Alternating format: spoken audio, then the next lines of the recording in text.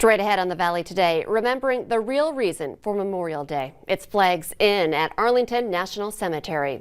Plus, revisiting a day of unfathomable tragedy. Friends and co-workers honor a hero gone too soon. Also ahead, so many mice that the rodents are keeping people up at night.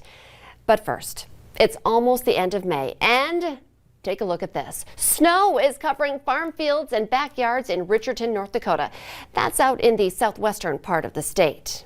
And while we don't have snow here in the valley, we do have the cold temperatures, and they are threatening our tender plants that you might have already put in the ground.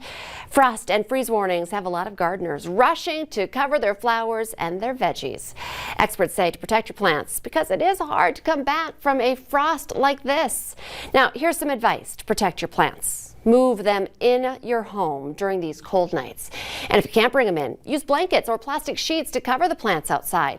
Plus, water your plants before nightfall. Dry plants receive the worst of the frostbite damage.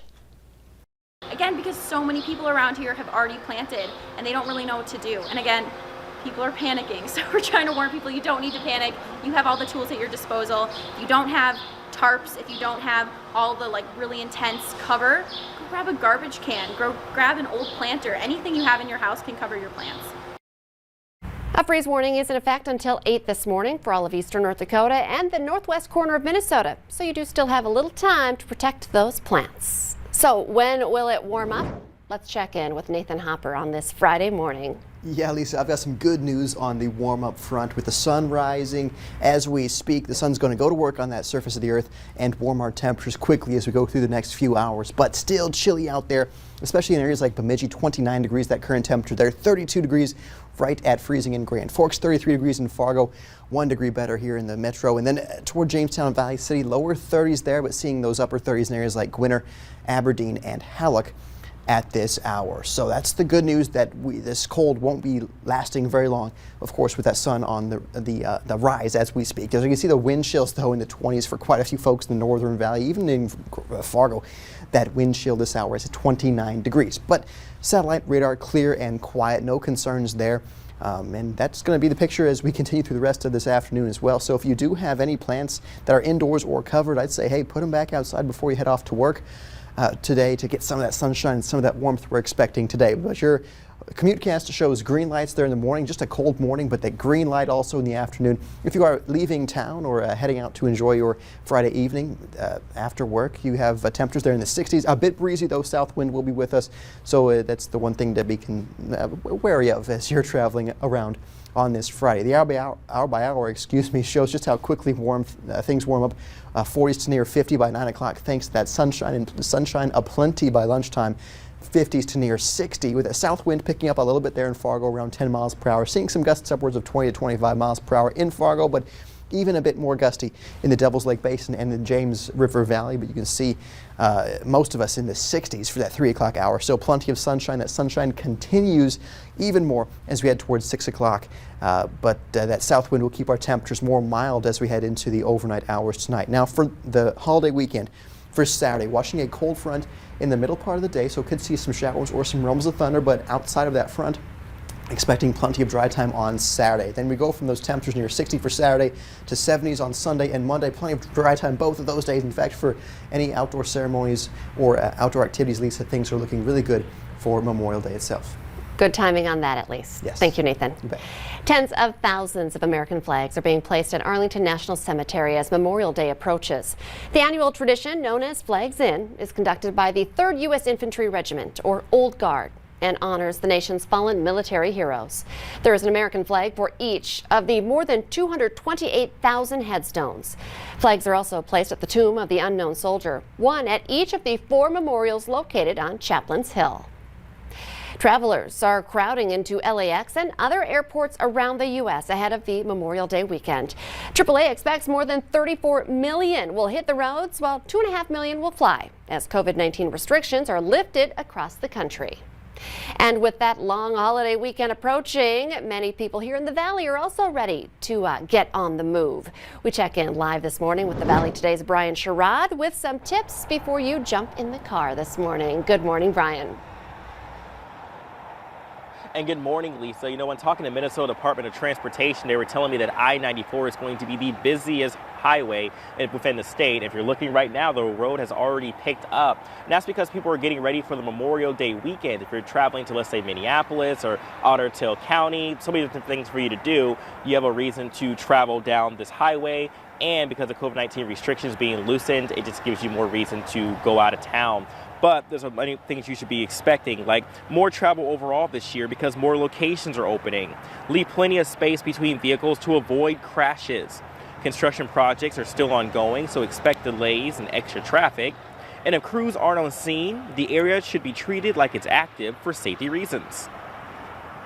Our construction sites there's always something happening. And those sites are usually set up to, keep crews safe, keep the general public safe. And so if you do come up to anything where there's, it's blocked, the roadway's blocked, assume that it's being blocked for a reason and not to enter.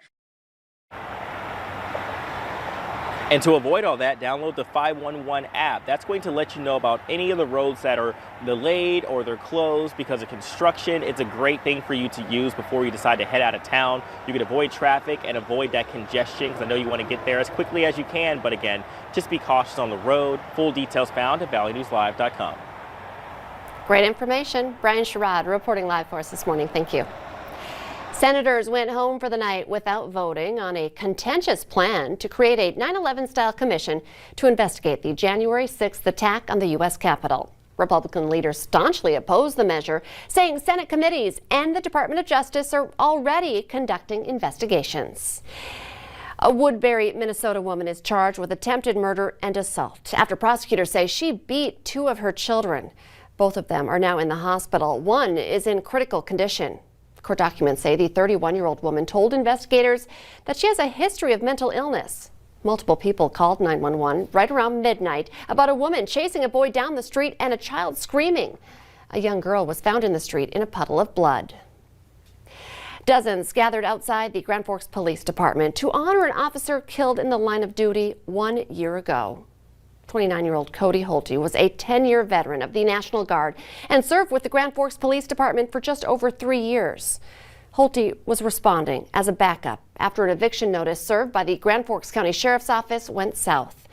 Court documents say he was killed by one of more than 40 rounds shot from 42-year-old Salma Pendleton's AK-47. This day was one of unfathomable tragedy. On that fateful day, we witnessed the best and worst of what mankind has to offer.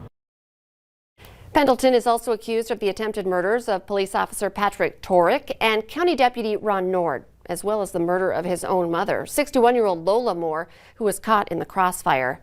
He is expected to go to trial later this summer. School will be out for good in Hendron, Minnesota today. Norman County West Elementary is shutting down because of low enrollment. The Ada, Borup, and Norman County West school districts will become one district, now known as Ada Borup West School District. Minnesota is trying out a new plan to make intersections safer for pedestrians. The Transportation Department is partnering with Moorhead to set up a pedestrian island, a special section in a median that provides a location for pedestrians to safely wait for a gap in the traffic so they can finish crossing the road. They're working on one at 4th Avenue and 8th Street South. The biggest plague of rodents in decades is sweeping across the Australian state of New South Wales. Check this out, or maybe close your eyes if you're scared of mice. One farmer says he's been scooping up hundreds of the dead animals every morning that he's poisoned or drowned. He's even heard of some people being bitten while laying in their beds at night. Heavy rains recently produced Australia's largest grain crop ever, and that's also food to the fast reproducing rodents. Locals are now hoping for more heavy rain to drown the mice in their burrows. Let's get our answer now to our question of the morning on Facebook. Here's today's question. When asked about the worst trouble they got into as a kid, almost 20% of men admitted that it did involve this. I'm not sure if we got this guess, but it makes sense. The answer, a BB gun. Remember, you can play along every weekday morning by heading to our Valley News Live Facebook page. The Today Show and CBS This Morning are just about to start, but the Valley Today rolls on. Join us right now on the FARGO CW.